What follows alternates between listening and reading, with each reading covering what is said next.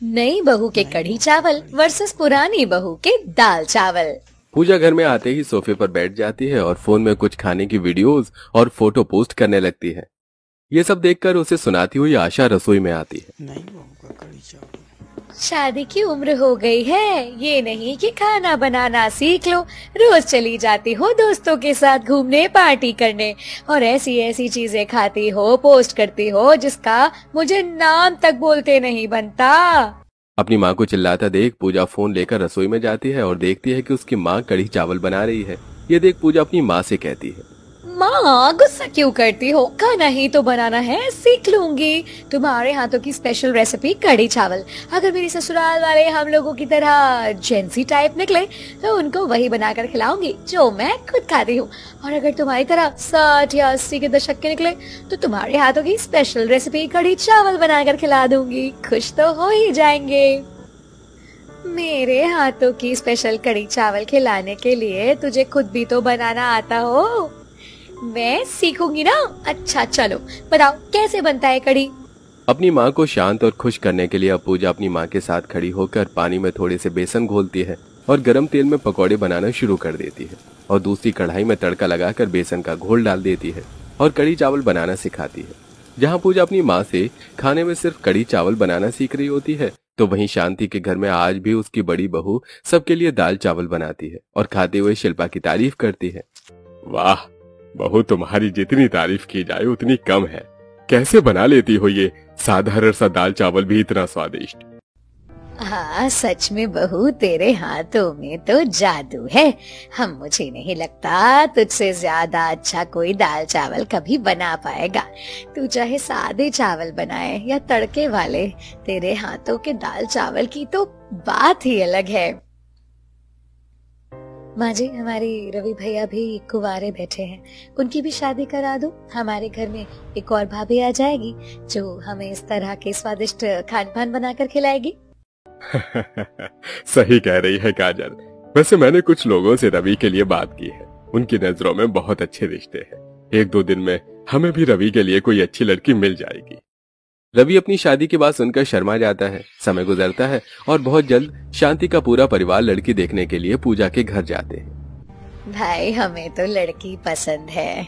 अगर आपको हमारा लड़का पसंद है तो शादी की बात आगे बढ़ा दें। इसमें पूछने वाली क्या बात है, हमें भी लड़का बहुत पसंद है। दोनों परिवार की रजामंदी से पूजा और रवि का रिश्ता तय हो जाता है। समय गुजरता है और धीरे धीरे शादी के दिन नजदीक आने लगते हैं। ऐसे ही एक रात रवि छत पर जाकर पूजा को फोन करता है और पूजा बालकनी पर खड़ी होकर बात करती है। कैसी हो? तुमने बताया था मुझे कि तुम्हें खाना बनाना नहीं आता। खाना बनाना नहीं आता तो सीख लो, अब हमारी शादी को ज्यादा दिन नहीं रहे। आपको तो पता ही है मुझे खाना बनाना नहीं आता था, लेकिन हमारे रिश्ते के टाइम आपने कह दिया था कि आपके परिवार को खाने का कितना शौक है। अगले दिन से ही मैंने कह दिया था माँ को, अब से मैं सब कुछ बनाना सीख जाऊंगी और सब कुछ सीख गई हूँ।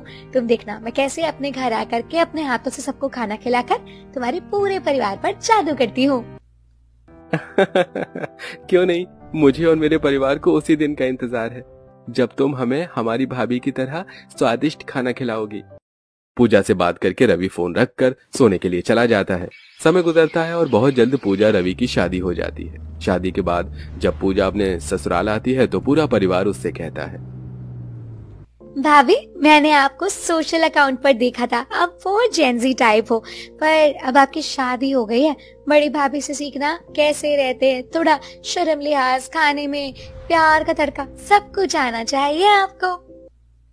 बहू को आते ही ऐसी बातें करके डराओ मत, धीरे धीरे बहू सब सीख जाएगी। बहू अब तुम जाकर आराम कर लो, कल तुम्हारी पहली रसोई है। अगर मदद की जरूरत हो तो बड़ी बहू से कह देना। हाँ पूजा, तुम्हें मुझसे घबराने की कोई जरूरत नहीं है, मुझे अपनी बड़ी बहन ही समझना। ससुराल में आते ही पूजा को अपनी जेठानी की तारीफें सुनने को मिलती है। अगली सुबह पूजा की पहली रसोई होती है, इसलिए वो रसोई में खाना बनाने के लिए जाती है। पर 1 घंटा हो जाता है और अब तक पूजा खाना बनाकर बाहर नहीं लाती, जिससे पूरा परिवार बाहर खाने का इंतजार करते हुए बातें करता है।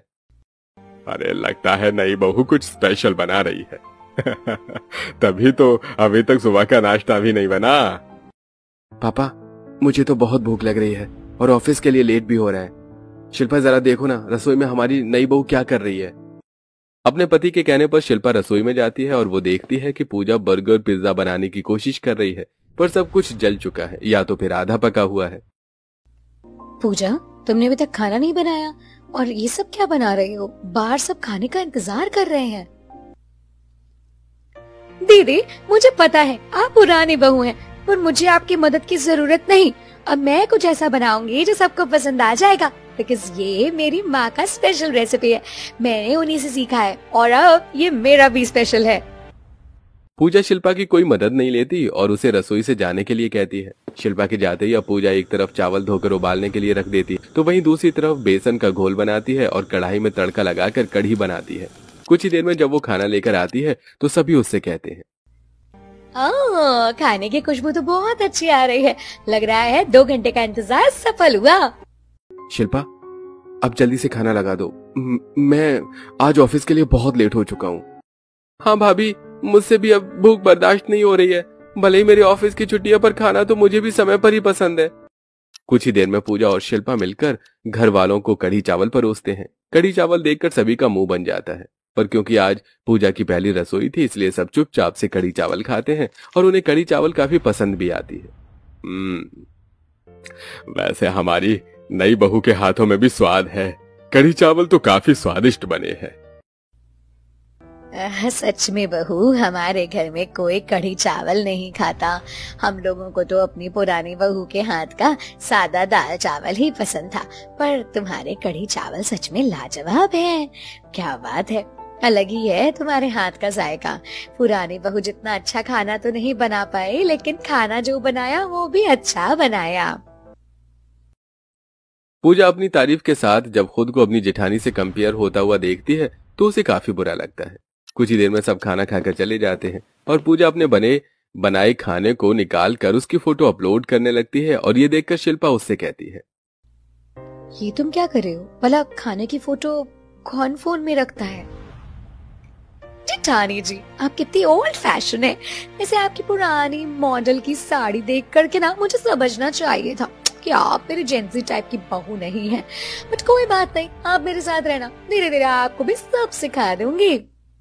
कुछ फोटो अपलोड कर पूजा और शिल्पा एक साथ खाना खाने के लिए बैठती हैं। इसी तरह 2 दिन बीत जाते हैं और पूजा इस बार थोड़ी मॉडर्न साड़ी पहन कर आती है, जिसे देख सभी घर वालों का मुंह बन जाता है। आहा, नहीं बहू, ये तुमने कैसी साड़ी पहनी है? अरे अगर होता तो मुझसे अच्छा सूट ले लेती। एक बार अपनी जेठानी को देखो, आज तक उसने कभी ऐसे कपड़े नहीं पहने। जाओ जाकर कपड़े बदल लो। आहा, हमारे घर की बहू ऐसी मॉडर्न साड़ियाँ नहीं पहनती। बहू, हमारे घर में बहू को किसी भी चीज के लिए रोक टोक नहीं है, पर अगर बहू मान मर्यादा में न रहे तो बोलना जरूरी है। सही कहती थी माँ, ससुराल ससुराल होता है, मॉडर्न हो या ओल्ड फैशन, पहनी तो मेरी साड़ी ही है ना। कपड़ों की रोक टोक देख पूजा को और गुस्सा आता है और वो कपड़े चेंज करने के लिए जाती है। इसी तरह कुछ दिन बीत जाते हैं और एक दिन पूजा घर बैठे ही ऑनलाइन शॉपिंग कर रही होती है और अपनी जेठानी से कहती है, मैं सोच रही थी कि आपके लिए कुछ ब्यूटी प्रोडक्ट्स ऑर्डर कर दूं। मैं आपको कभी मेकअप करते हुए नहीं देखती हूँ। आप बताओ मुझे कौन सा फाउंडेशन लगाना चाहिए आपको, कॉम्पैक्ट ब्लशर बता दीजिए। ये सब तुम ऑनलाइन ऑर्डर करती हो? ये सब चीजें तो मैं दुकान से लाना ही प्रेफर करती हूँ। आप सच में कितनी ओल्ड फैशन है। बहू, बाहर डिलीवरी बॉय खड़ा था, कहता है कि तेरे नाम का पार्सल मंगवाया है। तू जानती है ऑनलाइन कितना स्कैम हो जाता है। माँ जी, इसमें मेरी कुछ नई ड्रेसेस है, सूट्स एंड साड़ीज, बिल्कुल वैसी जैसी आप लोगों को पसंद है, और कोई ऑनलाइन स्कैम नहीं होता। अपनी साड़ी का मैं ऑनलाइन ही करती हूँ। पूजा, तुम्हारे साथ अगर ऑनलाइन स्कैम नहीं हुआ इसका मतलब ये नहीं है कि ऑनलाइन स्कैम नहीं होता। मैंने देखा है तुम्हें, तुम रात के 1-1 बजे तक फोन चलाती हो। हर वक्त सोशल मीडिया पर एक्टिव रहना भी सही नहीं है। और आपसे कुछ भी लेना हो तो या भाभी के साथ बाहर जाकर ले लेना या माँ के साथ। और शाम को अमित और तेरे ससुर जी भी आते होंगे। अब जल्दी से जाकर के खाना बना ले। पिछले कुछ दिनों से पुरानी बहू ही खाना बना रही है, अब तुझे भी रसोई संभालनी होगी ना। फिर से रसोई का बोझ मेरे सर पर डाल दिया। मुझे तो कढ़ी चावल के अलावा कुछ और आता ही नहीं है। क्या करूं, आज उनके लिए पकौड़े वाली कढ़ी बना दूं तो शायद सब खुश हो जाएंगे। घर वालों की रोक टोक से पूजा परेशान हो जाती है, पर किसी को कुछ नहीं बोलती और खाने की जब जिम्मेदारी उसके सिर आती है तो वो मुंह बनाकर रसोई में जाती है और आज वो पकौड़े वाली कढ़ी और चावल बनाने लगती है, जिसे देख शिल्पा उससे कहती है, ये क्या पूजा, तुमने आज फिर से कढ़ी चावल बना दिया? क्यों दीदी, मैं कढ़ी चावल नहीं बना सकती क्या? आप भी तो रोज रोज दाल चावल बनाते हो। आपके हाथों का दाल चावल तो घर वाले स्वाद लेकर खाते हैं, तो क्या मेरे हाथों का कढ़ी चावल नहीं खा सकते? पूजा की ऐसी बातें सुनकर शिल्पा चुप हो जाती है और कुछ ही देर में जब पूरा परिवार खाने में कढ़ी चावल देखता है तो उन सभी का मुंह बन जाता है। अरे नहीं बहू, तुम कढ़ी चावल अच्छा बनाती हो, पर हमने तुम्हें बताया था ना, हमारे घर में किसी को भी कढ़ी चावल पसंद नहीं है। आप सब एक बार खाकर तो देखिए, आप लोगों को अच्छा लगेगा। आज मैंने कुछ नए तरीके से कढ़ी बनाई है। आज मैंने पकौड़े वाली कढ़ी चावल बनाई है। नॉट बैड भाभी, आपके कढ़ी चावल तो सच में अच्छे हैं, पर मैं तो बड़ी भाभी के हाथ के दाल चावल भी मिस कर रही हूँ। पूजा ससुराल वालों को खुश करने के लिए बड़े ही प्यार से पकौड़े वाली कढ़ी चावल बनाती, पर उसे खाते हुए भी सब उसकी पुरानी बहू से कंपेयर करने लगते, जिसे देख पूजा को बहुत बुरा लगता है।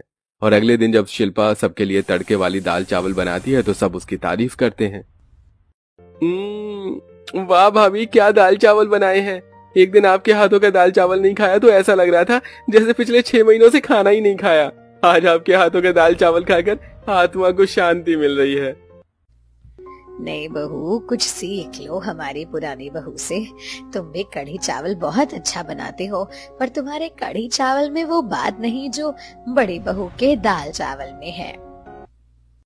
ये सब देखकर पूजा का मुंह बन जाता है और वो मुंह बनाकर अंदर चली जाती है। अब रात को जब रवि और पूजा एक साथ सो रहे होते हैं तो पूजा बेड पर बैठकर फोन चला रही होती है और रवि उससे कहता है, तुम आखिर इतनी रात तक फोन में करती क्या हो? तुम अभी इसी वक्त सारे अपने सोशल अकाउंट डिलीट करो यार।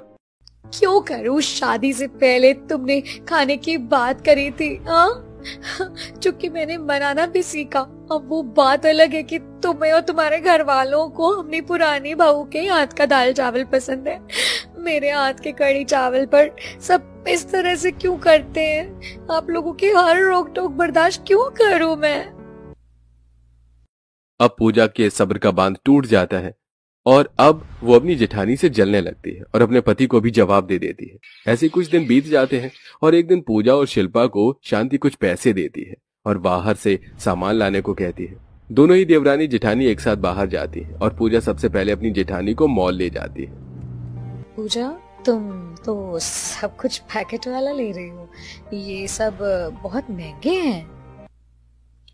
कुछ महंगे नहीं है, हाँ अच्छी क्वालिटी के भी तो हैं। खुले सामान सही नहीं होते, इसीलिए मैं ऑनलाइन या तो फिर मॉल से ही सामान लेती हूँ।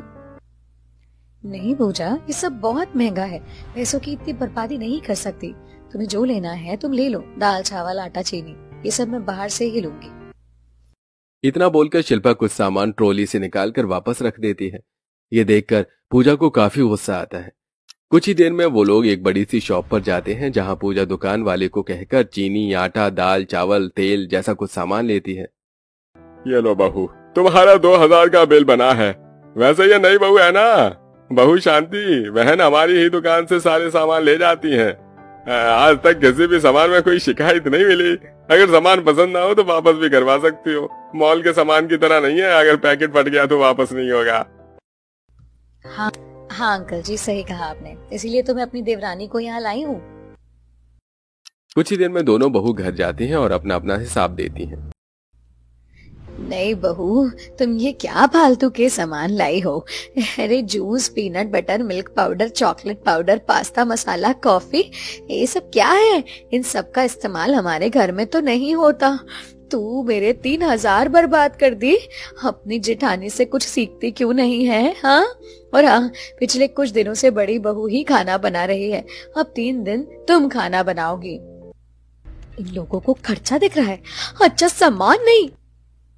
अपने घर वालों की बात सुनकर चिढ़ती हुई पूजा रसोई में जाती है और खुद से कहती है, बस बहुत हो गया। अब ये नई बहू अपने हाथों की ऐसी कड़ी बनाएगी ना, उसमें ऐसा जादू डालेगी खटाई का कि सब पागल हो जाएंगे। फिर मैं देख कैसे लोग अपनी पुरानी बहू के दाल चावल की तारीफ करते हैं।